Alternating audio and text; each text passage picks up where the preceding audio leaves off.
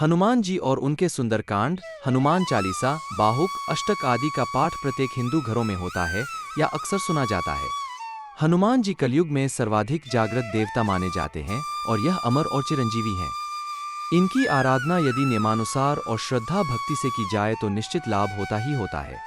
कुछ सावधानियां और विशेष जानकारियां हम अपने श्रोताओं को इस संबंध में देने जा रहे हैं। यदि आपको ऐसी जानकारी पढ़ना पसंद है तो आप हमारी वेबसाइट kundaliguruji.com पर जाकर ऐसा और भी कंटेंट पढ़ सकते हैं। इसका लिंक डिस्क्रिप्शन में दिया गया है कि कैसे हनुमान जी की आराधना और सुंदरकांड का पाठ आपके लिए अधिकतम लाभप्रद हो सकता है। ऐसा क्या क्या करना चाहिए कि सुंदरकांड से आपके सभी समस्याओं का निराकरण हो जाए और आपको खुशहाली प्राप्त हो, आपका पाठ असफल न हो।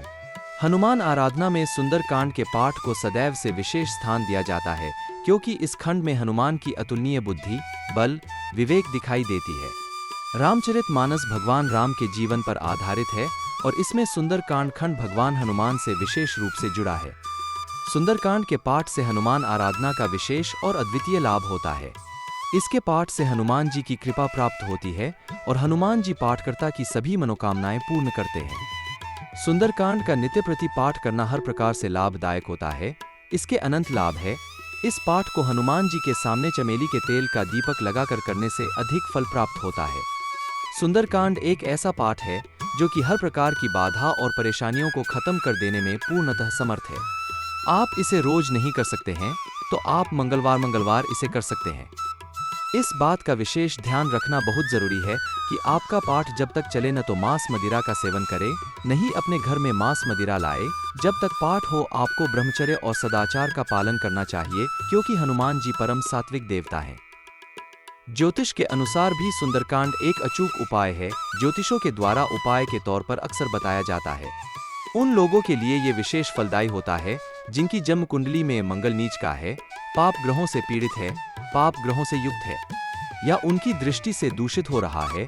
मंगल में अगर बल बहुत कम हो, अगर जातक के शरीर में रक्त विकार हो, अगर आत्मविश्वास की बहुत कमी हो, अगर मंगल बहुत ही क्रूर हो तो भी ये पाठ आपको निश्चित राहत देगा। अगर लगन में राहु स्थित हो, लगन पर राहु या केतु की दृष्टि हो, लगन शनि या मंगल के दुष्प्रभावों से पीड़ित हो, मंगल अगर वक्री हो या गोचर में मंगल के भ्रमण से अगर कोई कष्ट आ रहे हो, शनि की 7.5 या ढैया से आप परेशान हो इत्यादि, इन सभी योगों में सुंदरकांड का पाठ अचूक फलदायक माना जाता है। इसके अतिरिक्त सुंदरकांड के पाठ से घर में सकारात्मक ऊर्जा का आगमन और नकारात्मक ऊर्जा का क्षरण होता है जिससे बहुविध खुशहाली आती है। सुंदरकांड के पाठ से लाभ। सुंदरकांड का पाठ करने से विद्यार्थियों को विशेष लाभ मिलता है। ये आत्मविश्वास में बढ़ोतरी करता है और परीक्षा में अच्छे अंक लाने में मददगार होता है। बुद्धि कुशाग्र होती है। इसका पाठ मन को शांति और सुकून देता है। मानसिक परेशानियों और व्याधियों से ये छुटकारा दिलवाने में कारगर है। जिन लोगों को गृह कलेश की समस्या है, इस पाठ से उनको विशेष फल मिलते हैं। अगर घर का मुखिया इसका पाठ घर में रोज करता है तो घर का वातावरण अच्छा रहता है। घर में या अपने आप में कोई भी नकारात्मक शक्ति को दूर करने का ये अचूक उपाय है। अगर आप सुनसान जगह पर रहते हैं और किसी अनहोनी का डर लगा रहता हो तो उस स्थान या घर पर इसका रोज पाठ करने से हर प्रकार की बाधा से मुक्ति मिलती है और आत्मबल बढ़ता है। जिनको बुरे सपने आते हो, रात को अनावश्यक डर लगता हो, इसके पाठ से निश्चित आराम मिलेगा। जो लोग घर्ज से परेशान हैं, उनको ये पाठ शांति भी देता है और घर्ज मुक्ति में सहायक भी होता है। जिस घर में बच्चे माँ पिताजी के संस्कार को भूल चुके हो, गलत संगत में लग गए हो और माँ पिताजी का अनादर करते हो, वहाँ भी ये पाठ निश्चित लाभकारी होता है। किसी भी प्रकार का मानसिक या शारीरिक रोग भले क्यों न हो, इसका पाठ लाभकारी होता है। भूत प्रेत की व्याधि भी इस पाठ को करने से स्वतः ही दूर हो जाती है। नौकरी में प्रमोशन में भी ये पाठ विशेष फलदायी होता है।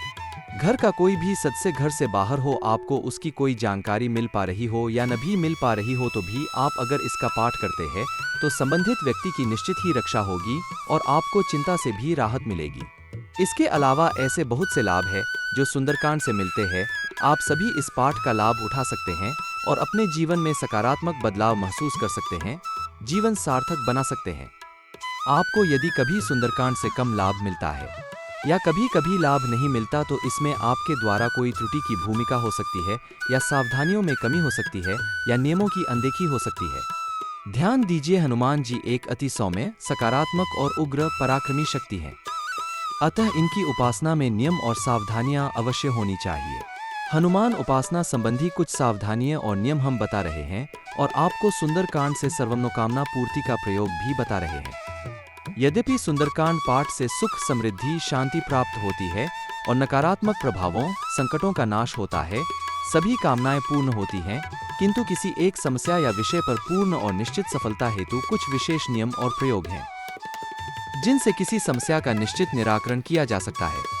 सुंदरकांड से सभी कामनाएं अवश्य पूर्ण होती हैं, किंतु विशेष उद्देश्य के लिए हनुमान जी को लक्ष्य दिखाना पड़ता है। ध्यान दीजिए, जब तुलसीदास जी को बाहु पीड़ा ने परेशान किया तो उन्होंने हनुमान आराधना के लिए हनुमान बाहुक की रचना की, जबकि वह स्वयं सुंदरकांड आदि के रचयिता थे।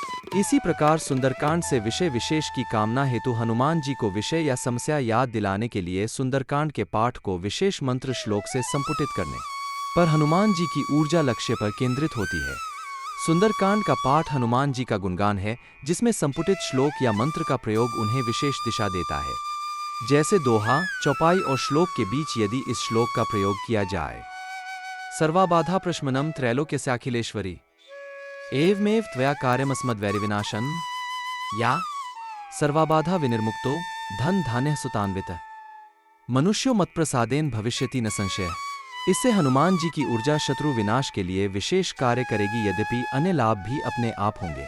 इस तरह के कार्य विशेष के लिए उपयुक्त श्लोक या मंत्र हर चौपाई, दोहे और अन्य श्लोकों के बीच लगाकर सुंदरकांड को संपुटित किया जाता है और वह कार्य विशेष की सफलता निश्चित हो जाती है। अब सबसे महत्वपूर्ण जानकारी हम आपको देना चाहेंगे, जिसके बारे में शायद आपने सोचा तक न हो। आप अपने पाठ के पूर्व संकल्प जरूर से लें कि आप अमुक कार्य विशेष की सिद्धि के लिए सुंदरकांड का पाठ करने जा रहे हैं। हनुमान जी आपकी मनोकामना पूर्ण करें। बिना संकल्प लिए किया हुआ पाठ निष्काम संकल्प के अंतर्गत अथवा मात्र सामान्य स्मरण के अंतर्गत आ जाता है, जिससे उद्देश्य विशेष की ओर ऊर्जा न लगकर पूर्ण लाभ नहीं देती। अतः हाथ में जल अक्षत पुष्प लेकर संकल्प करके पाठ करें। यदि आपको हमारे द्वारा दी गई जानकारी जरा भी पसंद आई तो इस वीडियो को ज़्यादा से ज़्यादा शेयर करें और चैनल को सब्सक्राइब करें और वीडियो को लाइक करना ना भूलें।